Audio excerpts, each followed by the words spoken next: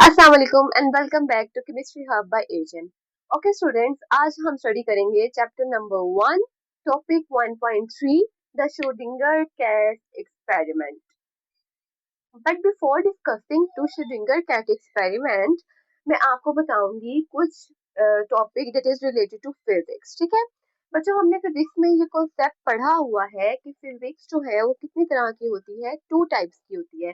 एक हमारे पास होती है क्लासिकल फिजिक्स और एक हमारे पास होती है क्वांटम फिजिक्स, या फिर क्लासिकल मैकेनिक्स और क्वांटम मैकेनिक्स भी कहते हैं इसको। ठीक है, उसके बाद अगर हम देखें तो क्लासिकल फिजिक्स जो है ये बिफोर 20th सेंचुरी से थी। ठीक है, यानी कि हम कह सकते हैं कि इसके अंदर हमारे पास आ जाता है न्यूटन लॉ। ठीक है, और ये डिस्कस करती है विद द मैक्रोमोलिक्यूल्स के साथ।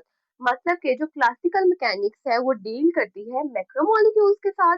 ठीक है, अगर हम इसके एक एग्जांपल ले लें तो आप एग्जांपल ले लें the movement of car on the roads. ठीक है, और जो क्वांटम मैकेनिक्स है ये आफ्टर 20th सेंचुरी जो है वो जितने भी हमारे पास थ्योरीज आई हैं ये उसके ऊपर अप्लाई होती है। जैसे कि हम ले लें Schrödinger cat experiment, Einstein experiment, Heisenberg experiment and all that. ठीक है बच्चों, और इसके अंदर हम डील करते हैं विद द माइक्रोमोलिक्यूल्स के साथ। Micromolecules means protons, neutrons, electrons, मतलब कि हम एटम के साथ डील करते हैं।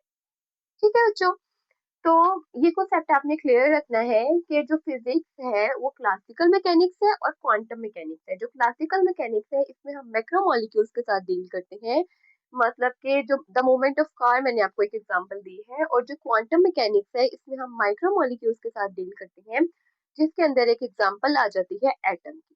ठीक है बच्चों, अब जो है ये मैंने आपको क्यों बताया है, क्योंकि जो क्वांटम मैकेनिक्स है इसका कॉन्सेप्ट आपके जहनों में क्लियर होना चाहिए, क्योंकि जो हमने द श्रोडिंगर एक्सपेरिमेंट पढ़ना है इसने भी द क्वांटम मैकेनिक्स के साथ डील की है। मतलब कि इसने एटम के साथ डील की है। इसलिए हमने क्या करना है, मैंने आपको ये कॉन्सेप्ट बताया है कि एटम किसके अंदर आते हैं, क्वांटम मैकेनिक्स के अंदर आते हैं।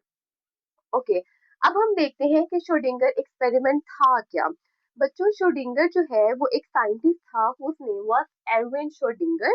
ठीक है, और he was a Austrian scientist in 1935। इसने क्या किया था, अपना ये श्रोडिंगर कैट एक्सपेरिमेंट का कॉन्सेप्ट दिया था। ओके, क्या कॉन्सेप्ट था, इन 1935 इसने क्या किया था, श्रोडिंगर कैट एक्सपेरिमेंट का कॉन्सेप्ट दिया था। जब क्या कर रहा था, he was discussing the nature of atom with the Einstein. ठीक है बच्चों, मैंने आपको पहले बताया कि क्वांटम मैकेनिक्स के साथ डील कर रहा है, मतलब कि ये एक एटम के साथ डील कर रहा है। ठीक है, इस वजह से हम इसको क्या कहते हैं कि ये क्वांटम मैकेनिक्स के अंदर आ जाता है।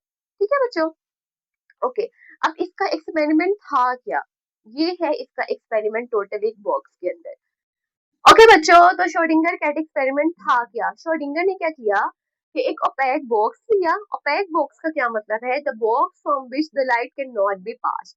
मतलब कि ओपेक का क्या मतलब है, any object from which light can not be passed is called opaque. ठीक है, तो हम क्या कहते हैं कि श्रोडिंगर ने क्या किया, एक ओपेक बॉक्स लिया, उसके अंदर उसने क्या किया, फॉर एग्जाम्पल कि उसने एक वुडन का बॉक्स ले लिया। ठीक है, और उसके अंदर उसने क्या किया कि एक कैट रखी।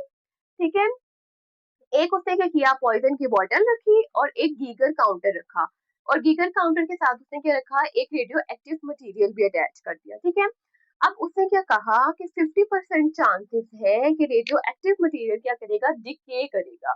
ठीक है बच्चों, जब रेडियो एक्टिव मटेरियल डिके करेगा तो जो गीगर काउंटर है वो क्या करेगा कि रेडियो एक्टिव मटेरियल की जो रेडिएशन है उनको क्या करेगा, एब्जॉर्ब करेगा। ठीक है, जब गीगर काउंटर रेडियो एक्टिव जो रेडिएशन है उनको एब्जॉर्ब करेगा तो उसका हैमर जो है वो आके पॉइजन की बोतल के ऊपर अटैच होगा, और पॉइजन की बोतल क्या हो जाएगी, ब्रेक हो जाएगी।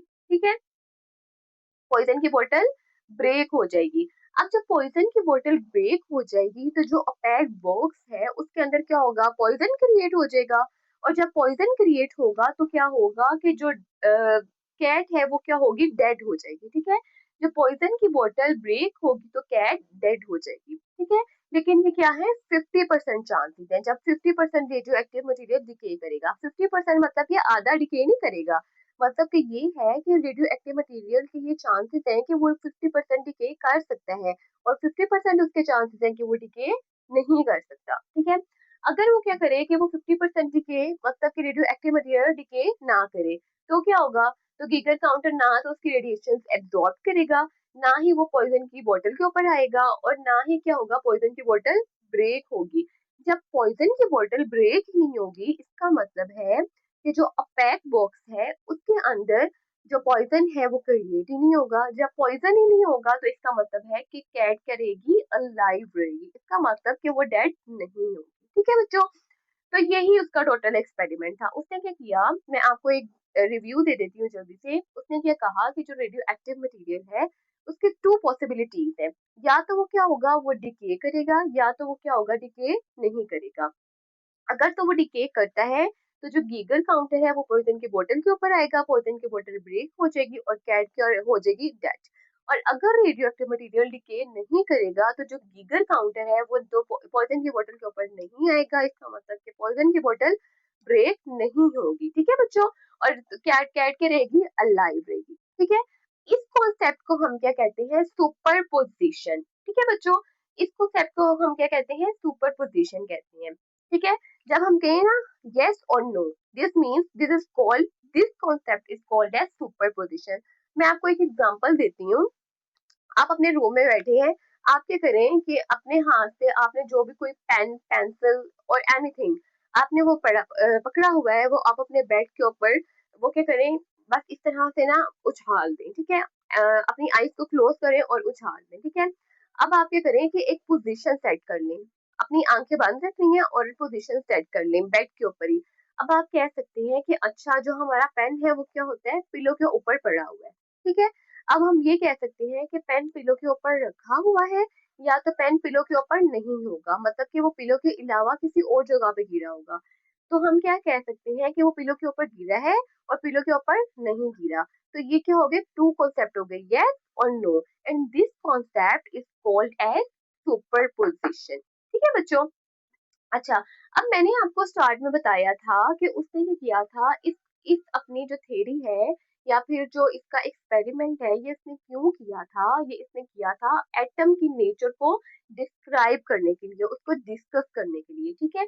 तो जब उसने ये कहा कि जो सुपरपोजिशन है, इसको इस कॉन्सेप्ट से उसको ये पता चला कि क्या है, अलाइव है या डेड है, मतलब कि ये इन सुपरपोजिशन है, यस और नो।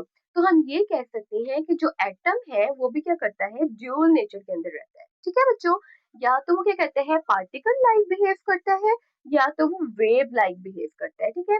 अच्छा, ये कॉन्सेप्ट ना बच्चों आपने 9th 10th में भी पढ़ा होगा, क्वांटम मैकेनिक्स के अंदर, फिजिक्स के अंदर, जहाँ पे जो है वो श्रोडिंगर एक्सपेरिमेंट भी हमने पढ़ा हुआ है कि जो एटम है वो बिहेव करता है या तो पार्टिकल लाइक या तो वेव लाइक, ठीक है। तो अपने इसी कॉन्सेप्ट को उसने डिस्क्राइब करने के लिए, या फिर हम ये कह सकते हैं कि प्रॉपर वे में डिस्कस करने के लिए, उसने क्या किया कि अपना ये जो है श्रोडिंगर कैट एक्सपेरिमेंट दिया, ठीक है।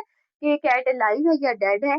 तो उससे हमें पता चल गया कि इसकी क्या है, सुपर पोजिशन है, मतलब कोई भी चीज एक टाइम पे टू पोजिशन में रह सकती है, यस और no. And this position is called as super position, ठीक है। और यहाँ से उसने क्या किया, अपनी एटम की ड्यूल नेचर को डिस्कस कर दिया कि एटम भी जो है वो या तो पार्टिकल लाइक बिहेव करेगा या तो वेव लाइक बिहेव करेगा, ठीक है बच्चों।